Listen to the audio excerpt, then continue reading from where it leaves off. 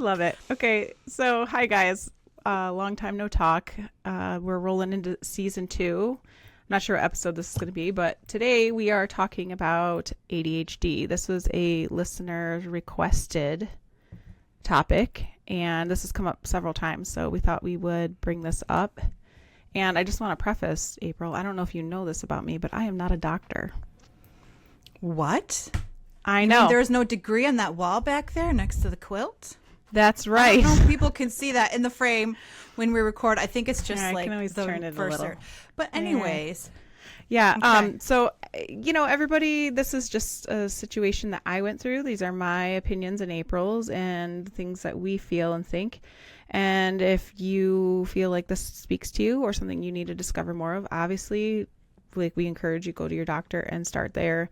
This is just how I got through my situation, my journey, because to me, it was definitely a journey. And so we just want to make sure that you guys understand that. Listen to yourself and then get a doctor to help you.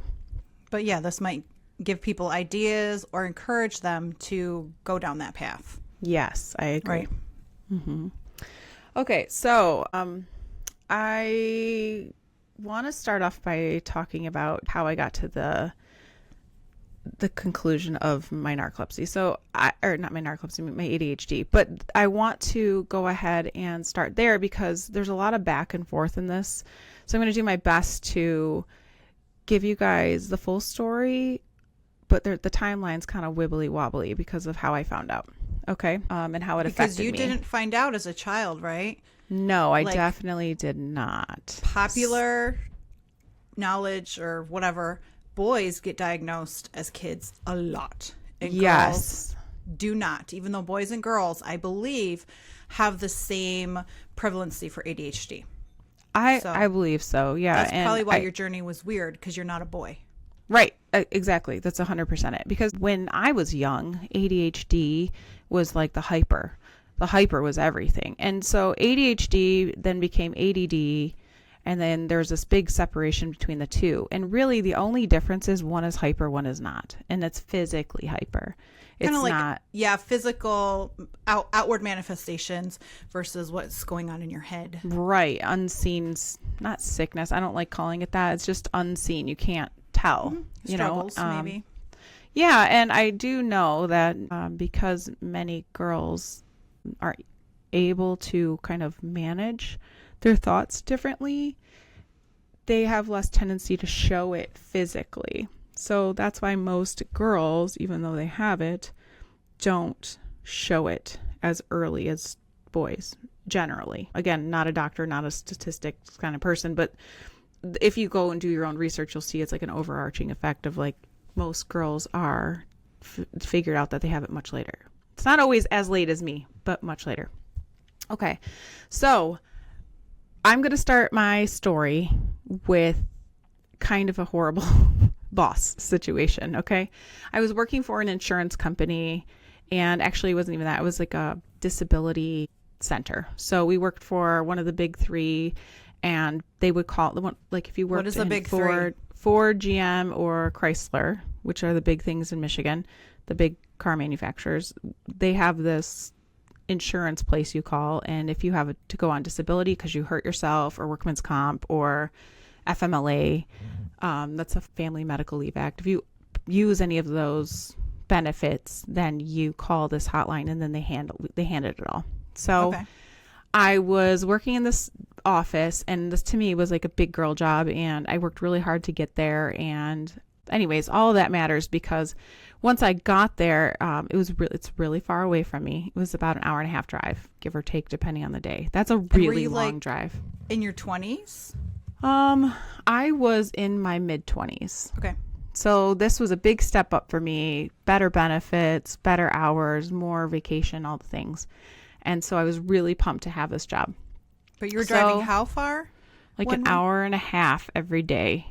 And Yeah. this is normal, people, for people who want to work in Metro Detroit, but who live in Michigan. And the So that sticks. is a grind, Cary, because Yeah. once you get there, you got to turn around and drive back. Yeah, and the hard part is if you, because of the time you go in, that's what it is. It's that extra time. If I literally just drove normal day in the middle of the night, I'd get there in 45 minutes. But because of all the traffic Rush and hour. everyone trying to go to Metro Detroit, like that's where we're at. Okay, so anyways, long story short, I didn't figure this out until it happened. But what was happening was I was struggling at this job. The drive was killing me. The hours were killing me. The attention to detail, like I have very good attention to detail. However, this was so boring to me that my brain was not participating in the work. It was not. And I was not doing a good job. And I was terrified because this was right after the recession and good jobs were like impossible to get. And I gave up everything else I knew to get this job. So I had a car payment and all the things. I was terrified to lose this job. So I was really stressing. How far in to this job did you start to feel this way? I don't really recall. Okay. I don't remember being at this job a year even. It was probably 9 months, somewhere between 9 months and a year, but it was not quite there. And I could go back in my records, but I don't even know where the records are right now. You were there for 5 years, and then you look around, you're like, I'm struggling. No, this was definitely like a maybe average about a year situation. Okay, so I was really having a hard time, and I had this boss at the time. He was just like a horrible boss. He was like one of those hoverers. And I remember like we would have headsets on and be on the phone and he could listen into our phone calls, which, okay, fine. No big deal. That's your job. He would come and like rip the headset off of your head and like start telling you what you're like while you're on the phone with the customer. That's not like appropriate. Is he still employed? I don't know. I don't even want to go looking, but there's a whole saga with this guy. Okay. So he was just a real winner. I remember I was trying to like, because I'm a community gal, right? So I remember showing up to work and that was Christmas time. And I'm like, why don't we do like an ugly sweater situation? This is before ugly sweaters were a thing. This is like at the moment that they became like the thing. So I brought what I felt was an ugly sweater to this is just like a little bit look into how this person is. Yeah. So I'm like, I brought what I thought was an ugly sweater to the party. He had on like a turtleneck with like this embroidered whatever. Okay. Which ugly sweaters, both of us were an ugly sweater. This guy straight up like was pissy with me because my ugly sweater wasn't ugly enough. To me, my sweater was perfect because it was literally a black and white, like, wasn't even like a sweater. It was like a fleece. And it was black and white Christmas fleece. And I was like, that is hideous. Like that none of that is Christmas. So to me, I'm like, oh, I'm thinking outside the box. Like, this is cool, right? No, he's like, you didn't even wear what you said. And I was like, what? He was like giving me crap about not wearing an ugly sweater. And I'm like, this is ugly to me. This is ugly. And I tried, but no matter what you said, he like was like that. Okay. So you kind of get where I'm at. So I'm driving all these hours. So that's 3 hours a day. I'm driving 5 days a week, whatever. And so he's giving me all this heck about all these things going on. And I'm stressing because he's a hover. He's like a hover. He's a helicopter boss. He's a helicopter boss. And not only that, but he's criticizing me at every turn for like my taste in ugly sweaters. Like it was just an awful, awful job. Awful, awful boss. And so what ended up happening in me is I became very anxious and stressed. And then I started having panic attacks.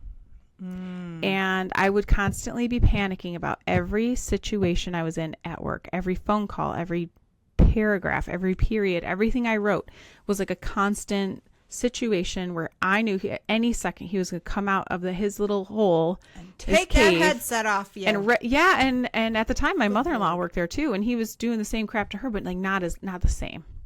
I really feel that I was like the person he focused on and it was like mad at me. Okay.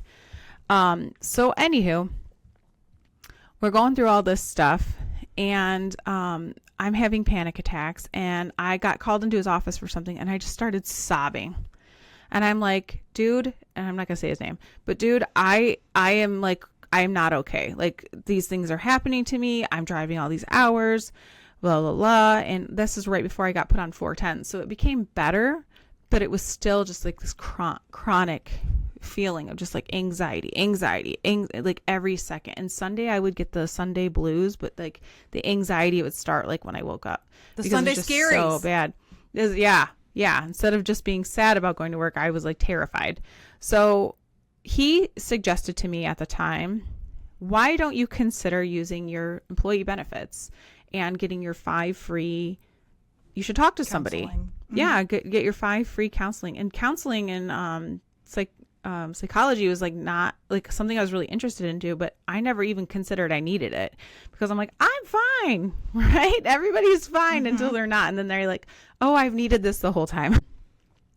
So he told me to do this, and I was like, okay. So I did it. And the first one was like over the phone, and then they connected me with somebody local. Now, ironic story. This particular gentleman would help me figure out that I had ADHD. Like right out the gate.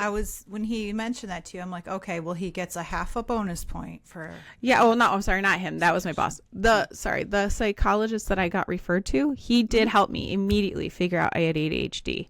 And the second I took the test, and they just did like an in the office test, which is just, it was like front and back. This was My like kids a very, have done that. Yeah. Like okay. Right. And it was a very quick one, but it was like red flag, like, yep. Or whatever you want to call it. Yep, you have it, flying colors. Yeah, lucky me. And so it was really ironic because then I went home and I'm reading about it, and I just like sat there. I'm like, oh my God. Like I had this like spiral moment where it was like, this has been going on my entire life. I've been struggling. I didn't realize it was something wrong, like quote unquote wrong with me.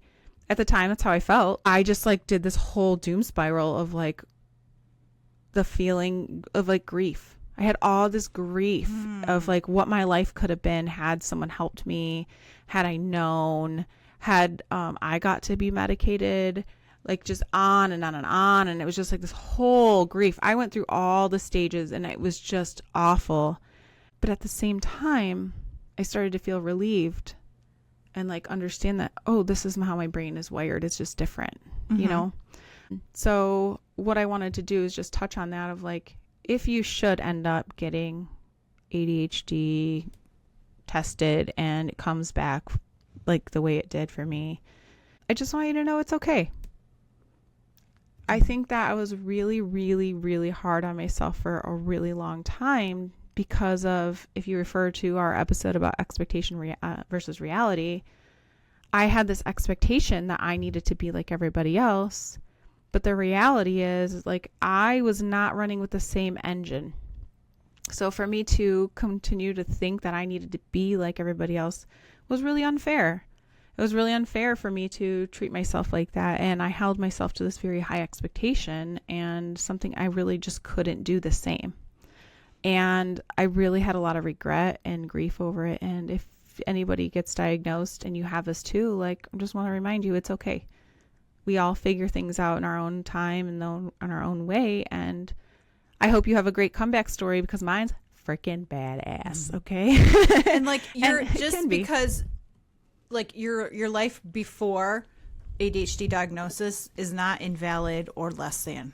It's still great. Even if you didn't do maybe certain things that you thought I would have done had I known, or I'd have done this differently, because I think that can be upsetting for a lot of people. And it sounded like it was for you. You're like, if I had known, things would have been different. And they may have, but it doesn't invalidate the story of your life before learning. Right.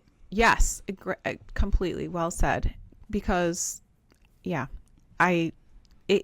you could and may go through it. And if you do, just know you're not alone. It's a whole thing.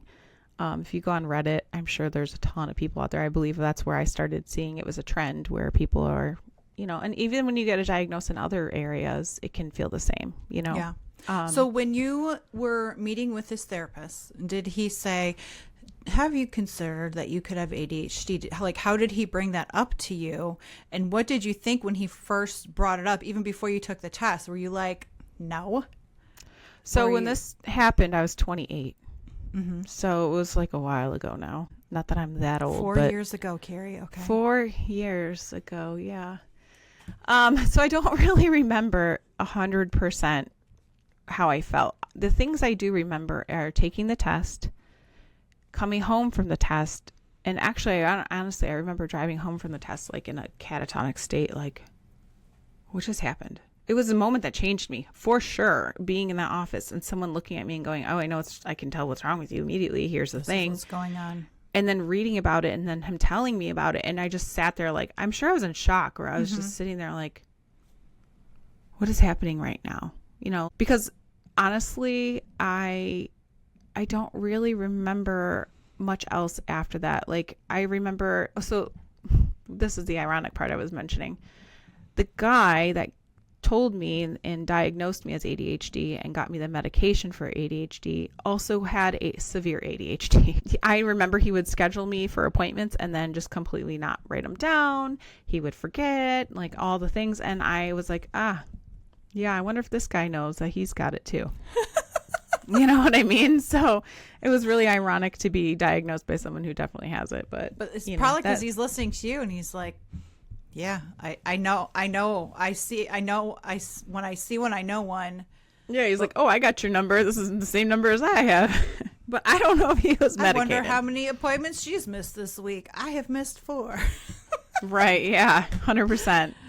So I wanted to just quickly start there. And the reason is I wanted to touch base and go backward now and talk about how it looked like as I was a kid, because my ADHD may not be like anybody else's ADHD. I feel like ADHD is a spectrum for a reason. And I believe it's because there's a lot of outward things that can make things in your body a certain way. And not all results are equal. They all vary. Yeah. Okay, so fast forward a couple years later, like literally 2, and I'm about to get married, and wedding stress, all the things. We got the book, you're writing it all down, you're figuring it out. I started a new job. I got a job right before I got married at this really big company where my salary doubled, and I never even looked for this job. This job just like fell into my lap. And it was like this incredible opportunity for me. And when I went, I was just so thrilled, like so ecstatic, so relieved, so many great feelings about it. But I was also very concerned or focused. I would say focused on doing a good job, because I wanted to excel, and I could see myself being there for a really long time and doing well for myself. So it was really important for me. Now, well, if we backtrack just a hint more, the second I left that job for this job, the other, the other job that with the insurance company, all my anxiety went away. I recognized that I was having panic attacks because of this boss and the grind and all the things that were not in alignment for me. So I was pretty much cured of like the anxiety when it was that bad. But I'm at this new job and I'm trying to focus and do a good job. So I would go to bed, I would get up early, I would be eating breakfast. I started like doing Weight Watchers. So I was like working out. I was doing really good for myself and feeling good. But what I noticed is I started to go to work, and I started getting these, like, they called them 5 whys at the time, where it was like, if you made a mistake, you had to go 5. Well, why did you make the mistake? Well, this happened. Well, why did it happen? And it was this process of learning how to overcome from your mistakes, but also if there's a process that needs to change, this would point to it and have some data behind it to say, okay, that's why we need to change. So I started getting these and I was like, what is happening? Like, I just started kind of having problems at work. And so I was like, man, this has got to be something I'm eating or doing, or maybe I'm working out too much or something. And I started were you making mistakes or missing things?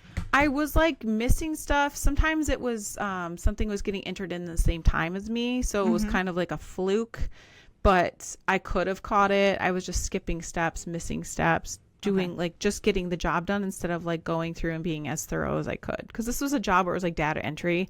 Okay. And so there's just a lot of moving parts to it.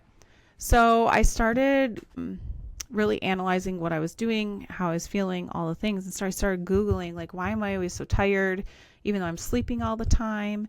And then I saw something about narcolepsy. And I was like, that's weird. Narcolepsy is like when you fall asleep in your soup, like from that movie, Deuce Bigelow. Do you remember that movie where one of the girls he's dating has really long hair and she ties it to the chair so she doesn't fall in her soup and drown? No. Oh my God. Okay. I remember the movie. I don't know if I ever saw it. Deuce Bigelow, male gigolo, right? That's right. In yeah. it? Rob Schneider? Schneider? Is it Rob Schneider? Yeah. So anyways, okay. that was my only reference to narcolepsy. Like I didn't know what else it was, you know? And so I'm like reading it though, and it's telling me, oh my gosh, so much about my life and myself. So spoiler alert, I have narcolepsy. And basically what happens for me, and this is why it was affecting my job, but I would be on the computer. So I would sleep normal, sleep well. This is before kids, so I was sleeping real well. And I would come into work and feel fine. I would feel great. I would have energy, all the things. And then all of a sudden there's this magical time that happens between 8 a.m. and 10 a.m. usually. So about 2 hours after you get in, sit at that desk. Yep. And Time so to fall asleep into the soup. Yeah. So the way that my brain does the narcolepsy is, and again, results Because may this vary. is a brain thing, right? It's not a body thing. Your Yeah, brain it's a is brain telling disorder. yourself, good night. Brain dysfunction, I mean. It's a brain dysfunction. My understanding is it doesn't have a certain kind of lining around it, so my brain doesn't do the things it's supposed to do. So basically what happens is as I'm typing, putting in the order, I'm having like 30-second micro dreams where they're happening one after another. And basically I'm dreaming about putting in the order. So I think I'm doing the thing, but I'm not because my brain is sleeping, but my eyes are open and I'm typing.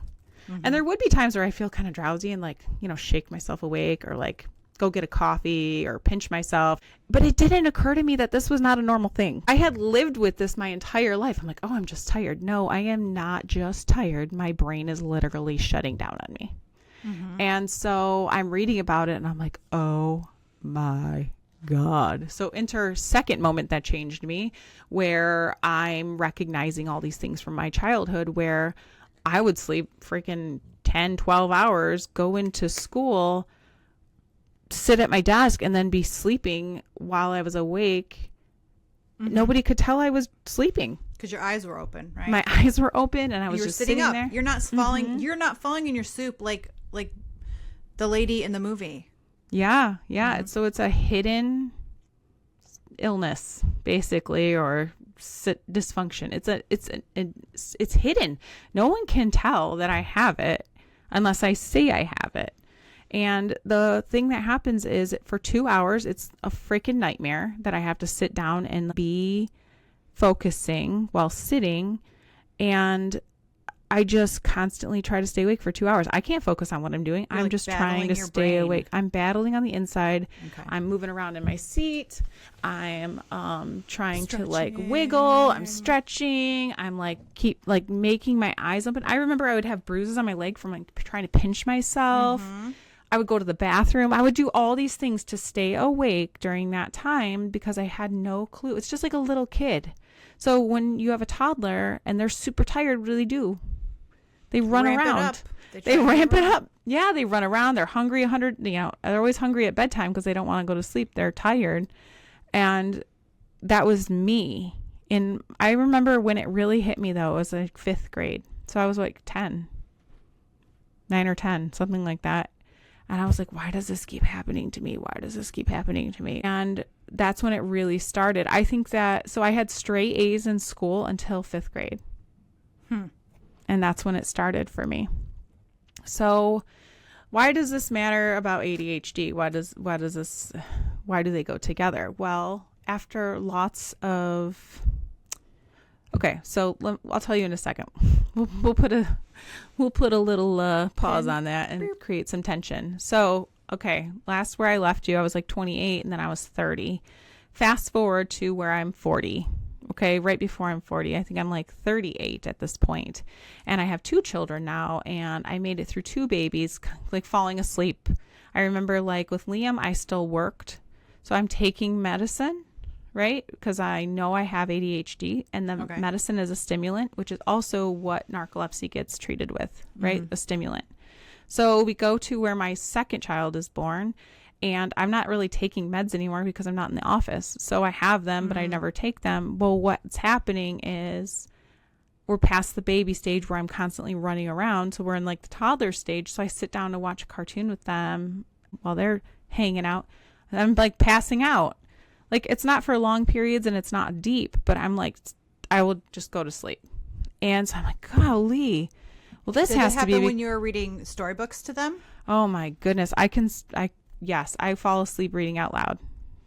Yeah. So basically I'm like, okay, this is a problem. Let me go back. I know I have narcolepsy. I'm very sure, but let's be serious about this and let's do a test. Yeah. Cause you didn't see a doctor. You just read about it. And you're like, this is adding up. This makes sense for me. And because of the ADHD meds being the same, it was easier for me to float through and kind of manage. You're like, this is the treatment, which I already have access to. So, okay. Right. And so I was like, okay, let's figure out what's happening here.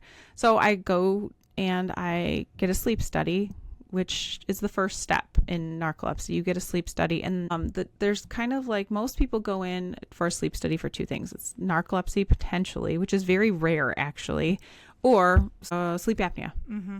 Sleep apnea is the most common thing. And if you have narcolepsy, your brain can fall asleep in like under 2 minutes. A normal brain falls asleep in about 20 or more. So I think 15 literally is the average for bedtime.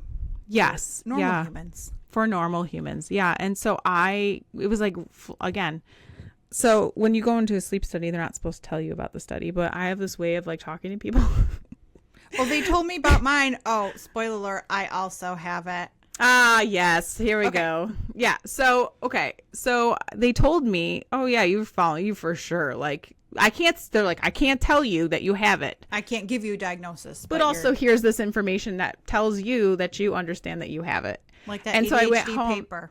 Mm-hmm. So I'm like, okay, now I have narcolepsy. Okay. So I end up getting scheduled with a pulmonologist, which is usually what happens when you are sleep apnea. Okay. And I go to the sleep doctor. Wait. Okay. So they have your results and they still send you to the sleep apnea guy? Yep. These people are dippy doos. Yeah, but there's a reason. I've been down this road and Right, and because I knew I had it and you figured out you had it, I was able to be like, don't do what I did. Don't go to make sure you go to a real doctor, right? I had been going to a sleep doctor. Oh, that's right. Since like 2003. Mm-hmm. But every time they sent me to the sleep doctor. So I'm like, maybe it's an insurance thing. Maybe insurance also could be now. Where you are, because you live in a different you're more suburban, and mine isn't like a sleep doctor in your neighborhood. They're really hard to find over here. Like, they are all pulmonologists. It's crazy. Like, it's so crazy. And I have so many more stories that go with this. But long story short about this pulmonologist, at the time, I had been taking Adderall this entire time. For okay. Like 10 years or so? Yeah. Right? Yeah. Yeah, at least 10 years. And again, I'm not a doctor. Everybody is allowed to have the meds that help them. But I am going to go and be very specific about why it's important for me and why I changed my meds and all the things. And again, all of this relates back to ADHD. So I was on Adderall, and Adderall was making me really anxious, and it was making me very impatient with my little children. Mm-hmm. And I recognized that it wasn't good for me. I had been on Ritalin for a second, and someone was like, oh, you should try Adderall. It's way better. So I literally just asked for it and got it. And this is how it was in the beginning. And so Ritalin I got like the lowest amount, and I was like, it doesn't work. Can I try this other thing? And they put me right on it. So I understand that Adderall is a medication that some people like. For me, it wasn't working though. Yeah. And so I go to this pulmonologist, and I'm like, dude, I'm taking this. I have all these side effects. I'm feeling all over the place. I'm having panic attacks sometimes again, which it was very rare. It was not as much as I was having before, but I could tell my anxiety was just like through the roof. Mm-hmm. And I'm yelling at my little babies for nothing. And it was just, I got so focused. The Adderall made me so focused on my to-do list and the tasking and the dopamine chasing that I just could not. And I stopped taking it because it just was not good for my family or for me. So I go to this pulmonologist and I tell him that, and he goes, basically, he starts trying to talk me into other drugs because I have narcolepsy. He's like, did you know there's this one drug you can take, but you can't take it? Or whatever, all these things. Yeah, but no. Then he started going down this road of this really scary stuff where he's like, yeah, there's this one medication that you can get out of this one pharmacy in the country. And this is like a derivative of the date rape drug. But what it does is it puts you into sleep so deep that like it cures your narcolepsy. Oh, for bedtime? It don't cure it. Is he a doctor? Does he have a doctor thing on his? Did you look on his wall, Cary? He did, unfortunately. He did.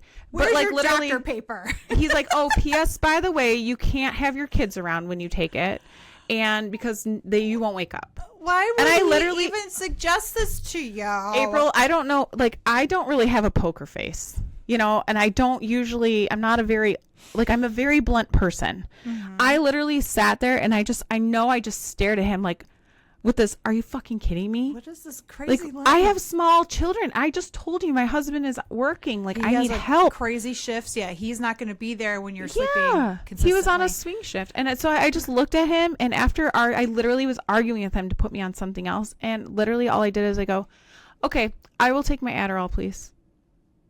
And I walked out of that office totally upset and just so... deflated from being stuck with the same shit because this guy wasn't trying to help me. He was trying to get me to take a derivative of the date rape drug. Like, I don't even understand like why. So anyways, needless to say, I went home and I started talking to people and I started Googling and I found a neurologist based sleep clinic to go to. Doctor. Yes. And so I started going there immediately. Now, this doctor, I really do like him. He has horrible bedside manner, but he was so good. He knew exactly how to help me. And so I did sleep studies through him. And basically, he told me, yeah, you definitely have narcolepsy. And there's two different kinds. One comes with cataplexy. And cataplexy is when your body gives out. Like the girl who falls asleep in the soup. Yes. So she has cataplexy. So that's like type 2 narcolepsy, I believe. I might have the numbers backwards. Type 1. But yeah, so like for them, their body just kind of goes limp. Yeah. Like, you ever see those dogs that get really excited and pass out in their food? No. Oh my gosh. Puppies have. Puppies do that, but there are dogs that do that. They have like a neurological disorder. They have narcolepsy, cataplexy with cataplexy. I guess so, but like for them, it's excitement. So when they're excited, their brain just goes. Boop, but they say that can be a narcolepsy thing too. They're like, when you have extreme emotion, does your body just like flop to the ground? So I'll have to be careful. Okay. But anyways, I find this doctor. He tells me this thing. And I'm like, well, holy shit. This explains so much. Like, what he tells me is basically ADHD is a side effect of narcolepsy in so many ways. Because if you revert back to what I said, when little kids are really tired, what do? They fidget. They can't sit still. They're jumping around. They're full of hyperness. You can't really keep them on track. They're bouncing all over the place. All of those are what happens to me when my narcolepsy is out of control. So I either fall asleep or I get up and I'm running around.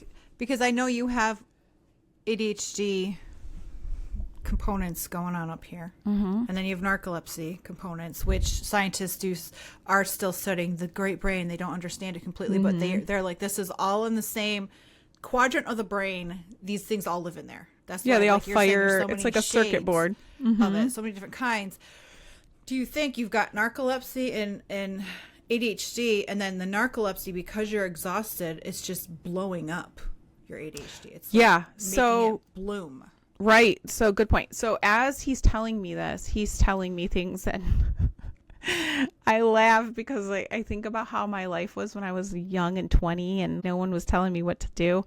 And now he's telling me, and I'm at an age where I'm like 40 and I'm like, oh, he's so right. Because he's like, you need to be on a sleep schedule. You need to go to bed at the same time every night. Shut up, old man. Shut up, old man. My favorite time to be awake is 3 a.m. This is when I get the most creative and I have the most quiet time and the most done. How do I do that if I'm sleeping? Right. So he basically forced me to go on a sleep schedule before he'd give me my meds. Like, he gave me some, but he's like, until you're on a schedule that your brain is moderately level, regulated. I can't. Okay. Yeah, regulated. Thank you. I don't want to give you a bunch of meds because we don't know what will happen. So and you don't have the habits. So how did he tell you how long? Because people with narcolepsy too, which we have learned, right, Cary? Some people can get by 8.5, 9 hours of sleep and have a relatively normal-ish life. Mm-hmm. Other people need 12 or they're Mm-hmm. crashing out. Like, did he talk to you any about duration, or did he just say, hey, girlfriend, 8 hours every day, same time, and we'll talk? So I believe he gave me like the 10-hour one. Okay. And I think he's like, you have to go to bed by 10:30. Mm-hmm. And if I do that and my body naturally wakes up, I wake up at 9, like almost every day, every time. When we do sewing weekend, that's my wake up time. And I'll tell you guys, like, hey, if we want to do something early, come get me, because otherwise I'll be up at like 9 o'clock. And it happens. My eyes just pop open like 9 o'clock. So that is just over 10 hours of sleep. Mm-hmm. Yeah. And so that's a lot of time to give up, Cary. I don't like know. Other kind of people, love which this is just something that we have to do. But other Yeah. people are like 6.5 hours and then I bop around and do my day. Yeah. And we can't. Yeah. Like, nope, I cannot. personally can pull a 6.5 hour day once, but if I do it 2 times in a row, No, I'm a piece of crap, basically. Like, I can make it, I can power through, but I am this ain't not doing operating. well. Don't I ask am- me yeah. to make big decisions or calculate anything. I can participate. I'm there, but I'm struggling hard, Yeah. So basically, then he told me that Adderall. So basically, what happens with narcolepsy? There's this, like, if you have a line of like a driveway, okay, say you have like a road, and your car's going down the road. With narcolepsy, it's like giant sinkholes that suddenly appear at 2 times a day. So I told you my morning time was like 8 to 10. Well, it happens again between like 2 and 4. Mm-hmm. So that's my time where you can literally see me, and I'm like, the lights are on, but Which I don't know if anyone's home. So do you think this has to do with, and now we're going to get a little crazy, the sun and the moon and the gravitational pull of the Yes. Earth? Because And actually, the waves. I think it has a lot more to do with the tides, synchronicity of the tides. Yeah. which is gravitational, all those things. Yeah. Because you have a different sleep schedule than I do, and we've both had different sleep schedules over our lifetime, Mm-hmm. and yet those are the consistencies for both of us. 2 different people. Yeah. Because even if I go to bed at 10, say I have to get up at 6 and I go to bed at like 7 or 8, I am still tired between 8 and 10. But you wake up, you're like, I'm doing my day. Yeah. And then I your feel brain good, but says, my brain's, and it's always when I'm sitting. If I'm sitting. Now, the other part of it is if I sleep till 9, I never have that problem. oh, because I can just fight it off more, but I feel it. My body's like, power down time. And I'm like, no, we can't do this. So it can. And I think there's a certain amount of grogginess I get if I don't take my meds no matter what. Like, you have coffee in the morning or stuff like that, or tea. I am starting to be more tea than coffee because coffee was ruining my life with how it was throwing off my narcolepsy. I'm trying to not go too far into the narcolepsy hole because this is an ADHD episode. But my point is, there's all these different things affecting my narcolepsy, which are affecting me, which is in turn making my ADHD worse. exacerbating your ADHD. Right. And so I think it's really important that the more I learn, the more I talk to people, the more whatever, I am starting to see, and again, I'm not a doctor, I'm not a scientist, but I'm a scientist as a hobbyist. And I feel that I love that. We need that bumper sticker. Yes. Science is my hobby. Yes. And so I feel that the amount of stimuli we have can affect us and is creating an ADHD situation for many, many, many people, new, old, young. It doesn't matter. Like, there's so many people who are like associating themselves to ADHD and I think a lot of it is overstimulation, and that's just my personal viewpoint of how I'm observing other people. I do think that there are other people though that have ADHD because they have a different sleep disorder. Like, I have people in my life who have the other thing. What's the other thing? Sleep apnea. Idiopathic hypersomnia. And idiopathic hypersomnia. So again, this is an episode about ADHD, but I do have friends that have idiopathic hypersomnia. And the funny thing is, for those listening, is it looks and sounds just like narcolepsy, except for you're consistently tired no matter what. And the only difference is that if I take a nap as a narcoleptic, I wake up feeling refreshed as long as it was like 20 minutes to 2 hours. As someone who idiopathic can take a nap and it makes them more miserable. And so that's literally the only difference that the doctor could tell me about it, because I asked him. And the REM. Did he mention that one? So the when REM people sleep. fall asleep, so when our normal listeners out there fall asleep, they're just in some sort of unconscious state, and then after 2 or 3 hours you go into an REM state, which like goes to dream time, and like there's this kind of timeline for sleep. Narcolepsy and the idiopathic, which is a narcolepsy cousin, we just power down, we're asleep. And the narcoleptics go right into REM sleep. Like they can have dreams. Their brains just start activating the dream sequence, which is highly abnormal. So, and which is why I was having dreams of putting in purchase orders while I was been 10 seconds. Did you ever look back and see what you were typing? Oh, or writing? Yeah. And I'm like, what the hell? Yeah, I've done that writing something, and then my it just becomes loops and words, and I think I wrote the panda climbed the tree. Well, I did not write that at all. No, you wrote nothing. So, but yeah, those are both like brains not understanding that your body had enough sleep, doing kooky things, and like causing, when you're exhausted, like you were saying, a lot of people think they have ADHD and they might have ADHD symptoms or tendencies, but like you said, it's because of the external environment that they're in.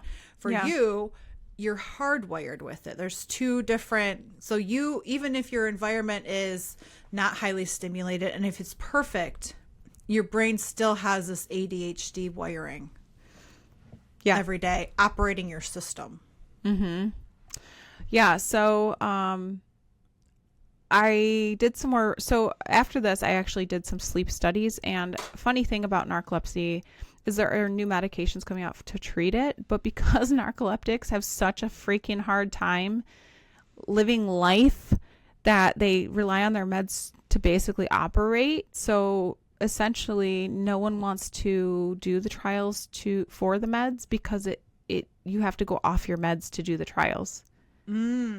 So you have to go off your meds for a couple weeks, so that way whatever is in your system's completely gone, and then they introduce the new meds. And sometimes the meds do something, sometimes they're placebos, so you actually literally may be screwed for like a month. And so even though you get paid for some of these things, it's not always equally compensated. So you have to still have a job.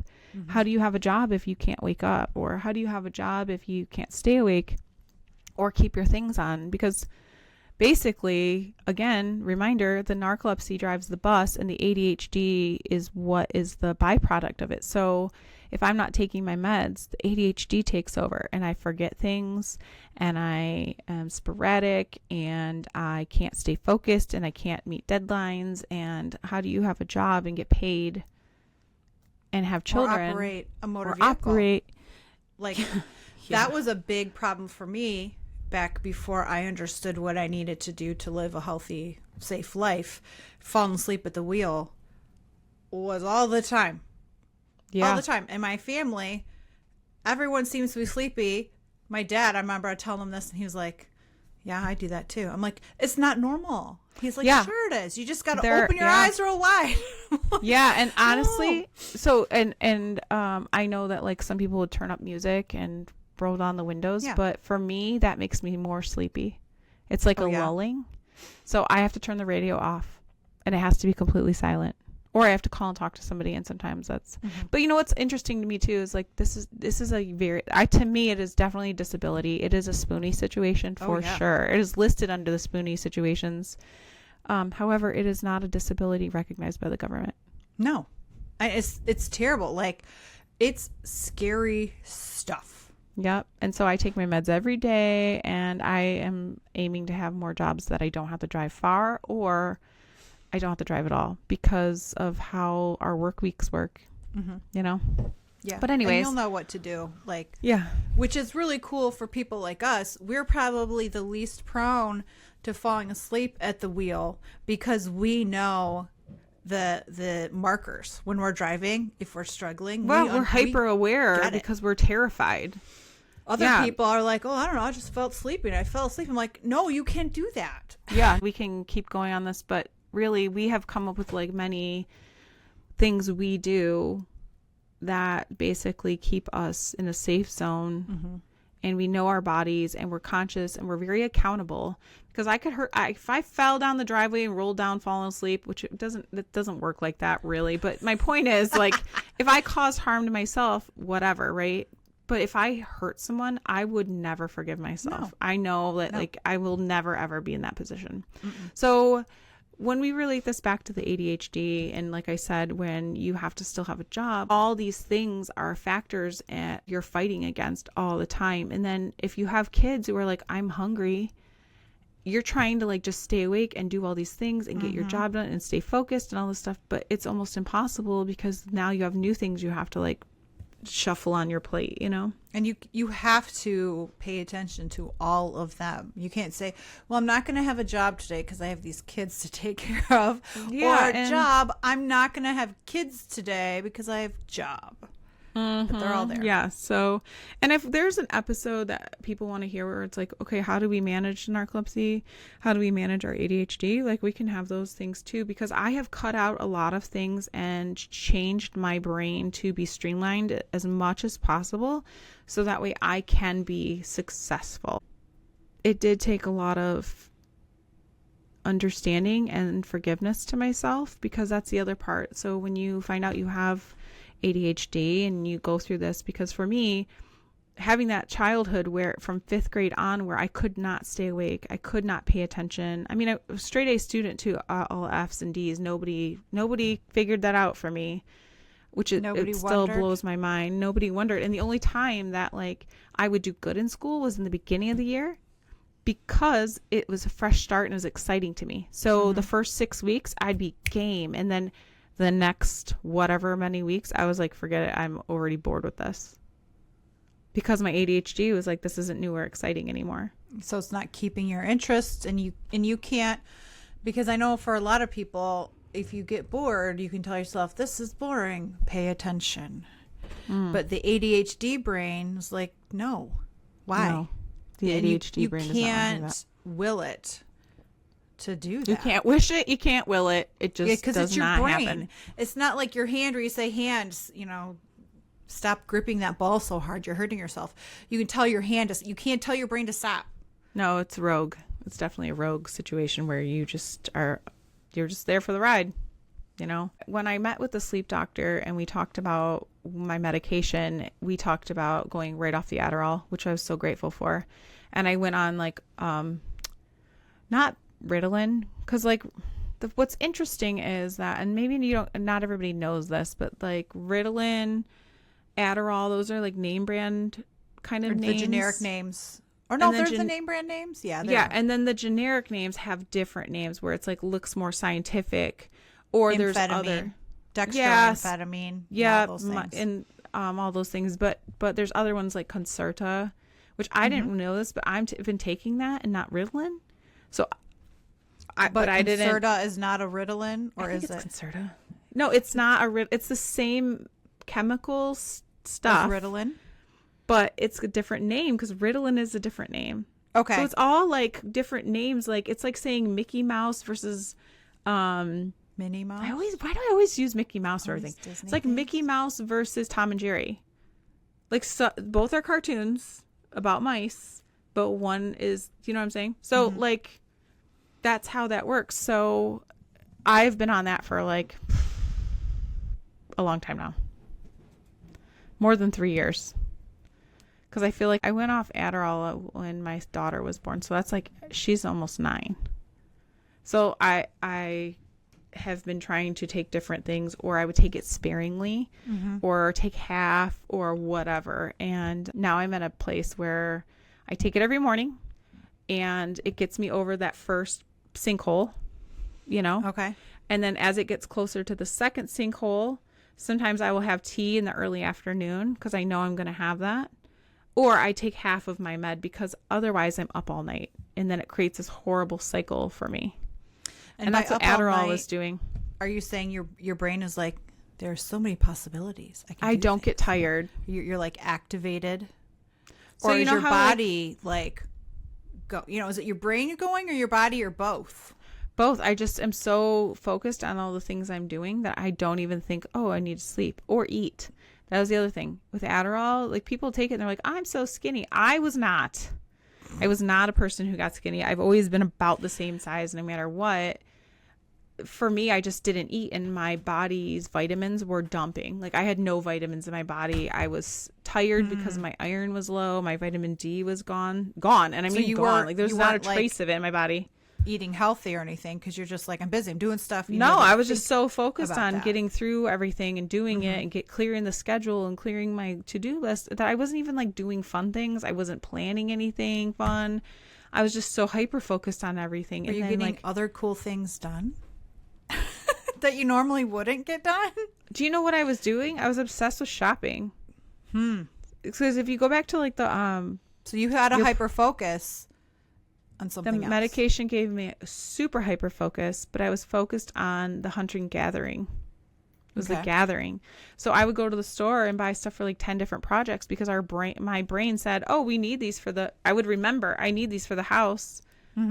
But my body couldn't connect to my brain to say, oh, hey, but this is like 5 months worth of projects and you don't even have time for that right now, And so basically that's what would happen. And I just ended up with a bunch of stuff in my house and like buying a bunch of crap I didn't need in that moment, But as far as work went, I feel like I also wasn't able to prioritize. So prioritizing is something I had to teach myself probably in the last 5 years, especially when my dad got sick, because I was doing so many things in my house, in my dad's house. Yeah. And in an ADHD brain says everything is the priority. So if everything is important, then nothing's important, right? But and a lot of them were priorities. And so I feel like it's even harder for you. Your brain is already set to say all these 5 things are top of the line. For normal people, those 5 things that you were facing were top of the line, but they can say, okay, this one's a little bigger. They could do that. Less, but for you, less of a priority or it was more intense. Yeah. No, but and actually because of the Adderall, I was thinking like top 20. These are the top 20 things. And then I wasn't also, at the same time, I wasn't able to calculate what I could get done in a day. Because Adderall, to me, in my brain... Well, and ADHD people have time blindness. They do. And so Adderall for me really didn't do anything to help my ADHD. It actually exacerbated it. Okay. And I think that it didn't even help me not be tired. Because to me, I describe Adderall as like nitrous. You put it in a car and you're like, it's shooting me over the sinkhole, but not really. It's going such a fast rate, so fast it burns up quick, and I'm like falling quicker and you towards drop into the sinkhole. Yeah, and like maybe I'm not in it, but my rear tires are like trying to get out of it. Do you know what I mean? And I would not be feeling good at all. I would still be going through the motions because I'm constantly in a yo-yo, just constantly up and down. And see, for me, I do take the Adderall. And it does help me, which is why they have all those different types of meds. Because for me, it's good. Maybe taking that Ritalin. I think that's the one I took where my heart would race. But for you, that one is the winner that helps get you over your potholes. Yeah, and I also have to watch my caffeine intake when I take my meds because I used to take coffee with my medication, which is not good. But here we are. Anyways, the point is, this is my ADHD journey because I have learned about the symptoms. I have learned about getting over like the woulda, shoulda, couldas. The amount of self-love and forgiveness I've had to give myself. The amount of forgiveness I've had to give to my parents for not seeing that in me. Because at the time, nobody knew.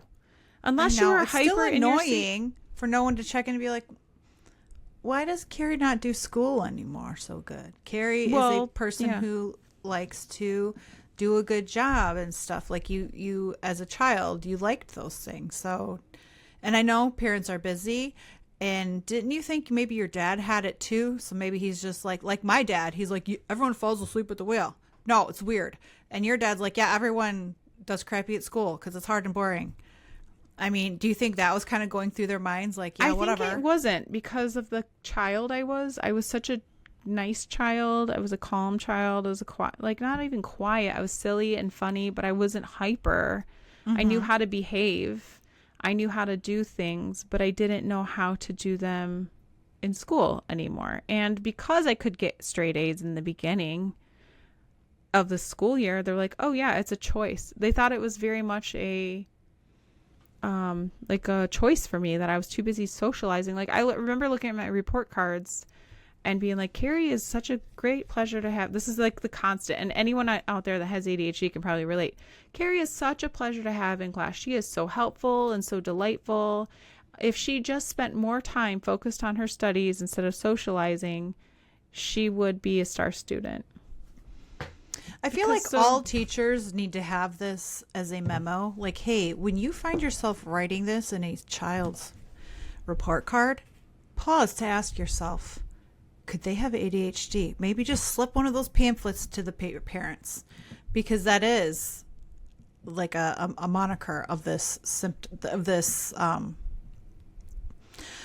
we're not calling it a disorder, of this brain, whatever we call it, of ADHD. So. Yeah.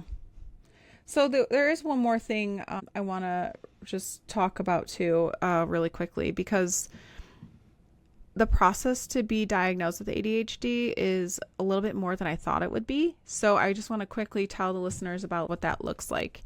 So for me, it was going to a therapist. So there's the psychologist and the psychiatrist. And the psychologist is talk therapy. Psychiatrist is medication. And so it's really important to understand that, because I went to a psychologist first who cannot prescribe me meds. They had to write me a prescription, and then I had to take it to my primary care physician, and then they gave me the medicine. Yep. Okay. And so that can be one way of doing it. Some people can go right to a psychiatrist and they can help. Another way is if you go to the sleep doctor, they have different avenues. There's different ways to go through the insurance, and there's different ways to figure out what to do. And but it so takes it's really steps, right? You don't just takes go a lot in. of They're steps. like, you filled out the form, Cary. Here's your script. Yeah, like it should be like pretty easy, but it's not. And then just so you guys are aware, because it's a stimulant, and a stimulant is a controlled substance through the U.S. government, essentially what I have to do is, even though I've been on this shit for 20 years now, like not 20, but 15. You have not abused it. I have not abused it. Record.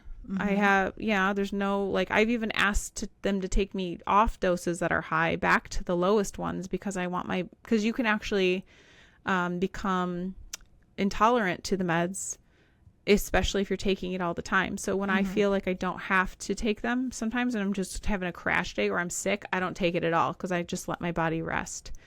And then I end up, like, the tolerance kind of goes away. But my point is that I have to, every 3 months, make a doctor's appointment, and then I can have a prescription for 30-day increments. I just now got it to a point where I can get a 90-day supply of my medication. And this is for people with ADHD who struggle to remember to make appointments and go to those appointments. And it's on you.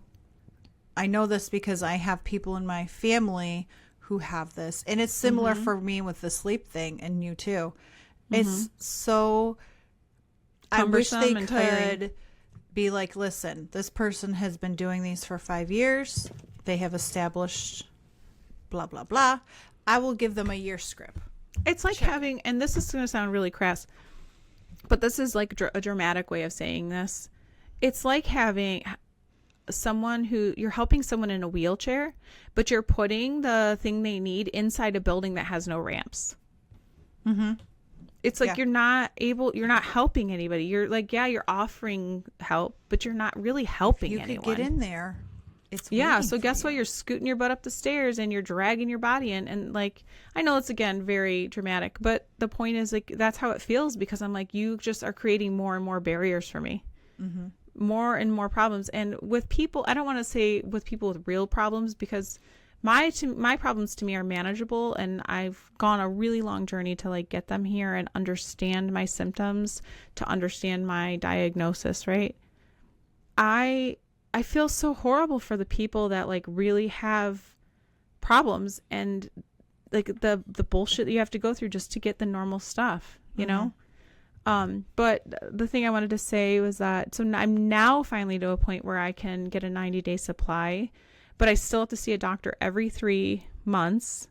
Now to a point finally where I get to do teledoc instead of driving in. Great. And I have to be seen one time a year in person to make sure I'm not a strung out drug addict, basically.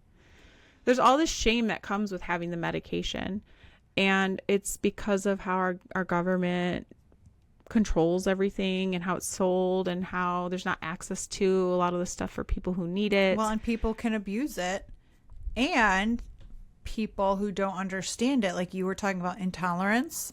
Mm-hmm. I know a couple people who developed an intolerance and kept saying, I need more hits. And the doctors who were not necessarily ethical or doing their job just kept writing bigger scripts. And then they became like addicts, and it was horrible. So yeah, that does happen. Be very horrible. Yep, that's happened to me in my life too. And it sucks. And because the people who are doing the right thing, you basically get, slap on the hand too. And you're like feeling guilty for something you didn't even do, And what an inconvenience. And what, like, why do I get to be treated differently? So, if you're on an ADHD journey, I would just say a couple things like, don't give up hope. You're not broken. You can figure out how you work and how you're made, and you start to change your expectation to an actual reality that makes sense for you. The biggest part, I would say, the biggest bit of hope is that you should do your best to just forgive yourself. Be forgiving of your past. Be forgiving of how it happened to you. Be forgiving of how you got there, because you're there now. And if you're not sure, you can always ask somebody for help and do your own research, because had I stopped when the pulmonologist told me to take the date rape drug, for criminy's sake, I would not know a single thing more about myself. I could have been shameful about needing help. I could have been shameful about, at the very beginning, when my boss was like, consider this therapist. And then the therapist came and said, oh, you have ADHD. I could have very easily went down a rabbit hole of feeling ashamed of myself, or like something was wrong with me, or I was broken, or whatever.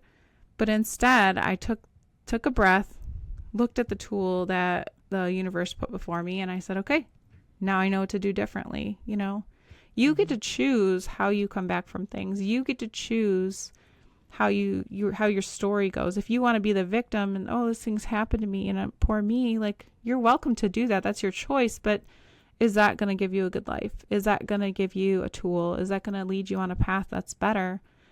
I actually figured out for myself that my ADHD is a freaking superpower, because I can do more multitasking than most. I can handle a lot of things. I can see a lot of opportunity in things that other people can't. I see creativity where other people don't. It's just a matter of you don't get as overwhelmed with life's intensity, because I know some people, if you add one thing to their day, like, can you go to the grocery store after work? They're like, what? No, no. And they just cannot even. They're like the lowest producing people in the world. Yeah. But that's what they can handle. If someone says, can you do this for me? You're like, sure, whatever. I can do it. And even if it's stressful, you've talked about panic attacks and stuff, but that's when you were to the absolute limit. Extreme, I feel like in your day to day, you have a lot more homeostasis around chaos. Chaos can happen, and you're like, yep, this is normal, because this is normally your brain is all over, thinking about lots of things. So, and what I like about people like you is, because your brains are computing so many more things, you come up with ideas more quickly. If you were wanting to, we'll talk about organizing. You like to organize people's spaces. And I know you've said your own space, you get paralyzed by the possibilities. But if you were to walk into somebody's living room and they're like, help, one person like me, I'd go in and I would think, okay, what do we do about the books or something? I would start. You can seem to take it all in and calculate 4 different options for something quickly and say, okay, well, here's the 4 options and do. And it's there. So I think it's a real strength for people and something that I admire. Like I admire the idea factories. That's what I call you guys, your idea factories. Because I am the frickin' tortoise who my idea, I will get to it in about 10 months. But, I think and you might have gotten to the idea also in 10 months, but in the meantime, you've tried 4 other ones, and those were cool too. And it was all fun, and just way more happened, I think that's one of the beautiful things about being human that I think that I would love to see by my kids' generation, it being more utilized and appreciated is look at how different we are, but we still get it done. We might get it done late. We might get it done early. We might procrastinate because we want to get it done so well. Yeah, but that's the thing. Like, I think so much forgiveness comes with any diagnosis or understanding of yourself where you have to literally sit back and go, what did I expect to be differently? And, I could take all of that and say, because there was a lot of time in my life where I was just like, you're so stupid. You're so dumb. You don't know how to do anything right. God, what would you do if you didn't have your medication? Like, what? Like, I could go on and on, but like, you choose the story, you choose the narrative of your life. So what is it going to be? I grew up in a family where it was very negative. My mom says she's like, her name's Debbie, so we call her Debbie Downer. I was gonna say, is this a Debbie Downer kind of? Yeah, but we laugh about it with her. But she knows how she can be pessimistic, but to her, in her mind, she's can be realistic because she's like you've talked about. She's this protecting before. herself from. Yeah, and you've talked about this before with you, where like you generally will say, "Oh, well, that's not going to happen. It's going to be this or nothing," because you don't want to be let down. She's similar to that, right? So for me, I did have that mindset for a long time until I realized that wasn't who I was. And I changed the narrative, and now I'm proud of myself. And now I see all the things I've been through and how far I've come and what I've learned and how I get to take my story and share it with you guys. I share it with anybody who will listen because I just think it's so important to understand yourself and who you are versus who you think you should be. Or who society says, because everyone, Cary, is expected to go get the job at the office and type in the data and blah, blah, blah, and move up the ladder. And one day you'll be in charge of blah, blah, blah. That's not how you operate. And you weren't a bad person at that job. You weren't a dummy. I wasn't stupid or a failure. That just was not a job that works for you and your brain. Right. Just like, a doctor would also have no business doing that job because that's you wouldn't ask someone who couldn't hear to do sound checking. Like there's different. Yeah. And if you don't know, and that's an unseen not sickness. I hate saying that or even calling it a disability, but if it's an unseen circumstance, how can you help anybody? How can you help yourself? How can you take moments to analyze what you're doing or where you're going to make sure you're going into the right place or what's fitting of you. I used to spend a lot of time thinking, what if during school my parents helped me and I knew and I could take the medication, right? And I spent so much time doing all that. But the point is that in this moment that I learned it was the right time because I was brave enough, strong enough, old enough, mature enough to be accountable for the things. So that way I could take that and turn it into something to help somebody. Otherwise, I wouldn't appreciate it. And I wouldn't be able to help anyone else in the process. So, yeah. And we could do a whole nother episode about what to do for kids that one of my children, and we don't have to because we're already pretty close to our time now, but we should definitely consider that if you guys are out there listening and you want to learn more, you can email us at finchandsparrowpodcast@gmail.com. Or you can message us through Instagram. But let us know if you want to listen to that because we can go through that because we both have kids that we've helped with that too. So, And they all have different personalities and how they handle it. So yeah. So I loved hearing this about a grown-ass woman ADHD journey, because so many women have this and have no clue. Yeah. So, well, thank you for listening, and thank you for sharing with me. I loved hearing the whole story kind of start to finish, because I've heard pieces over the years. Like confetti through our life. Yeah.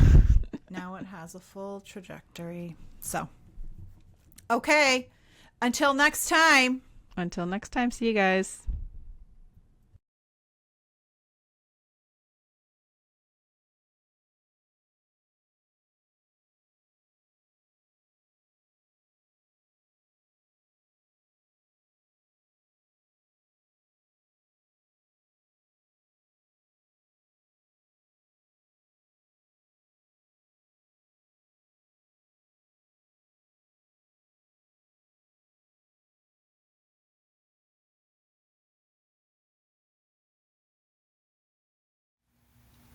Thank you for listening to Finch and Sparrow Podcast. We hope that you enjoyed our stories related to our lessons or just laughed along with us. We sincerely thank you for spending your time with us today. A special thanks to our friend Caitlin Vinci for letting us use her song We Rise. You can check out her full song and other tracks at CaitlinVincimusic.com. Follow along with us on our Instagram at Finch_N_Sparrow. There you can find out what we're up to, see what's inspiring us, and maybe what we're going to do next. See you next time. Yes, you can be real and true, and it's all you allow yourself to do.